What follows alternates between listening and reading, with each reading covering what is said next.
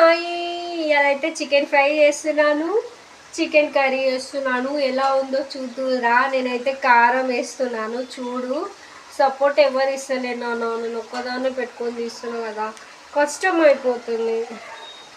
చూడు, ఇదేమో ఫ్రై, ఇదేమో చికెన్ కర్రీ. ఇది మేము గుంటూరు కారం తింటాము. గుంటూరు కారం అన్నప్పుడు మనం ఫ్రైలోకి 1 స్పూన్ వేసుకోవాలి, 1.5 స్పూన్ వేసుకోవాలి, 1.5 స్పూన్. ఎస్, ఇంట్లోకైతే చికెన్లకైతే ఇది కర్రీ కదా, కొంచెము స్పైసీగా ఉండాలని దీనిలో అయితే 2 స్పూన్స్ వేసుకుంటా, 2-3 స్పూన్స్ వేసుకుంటా. మా ఇంట్లో కొంచెం కారం ఎక్కువ తినేటోళ్ళు ఉన్నారు. చూసావా కన్నా, నేనైతే ఇంత కారం తింటాను. నువ్వు ఎంత కారం తింటావో నాకు తెలీదు, నేనైతే ఫుల్ ఇంత కారం తింటా. ఇది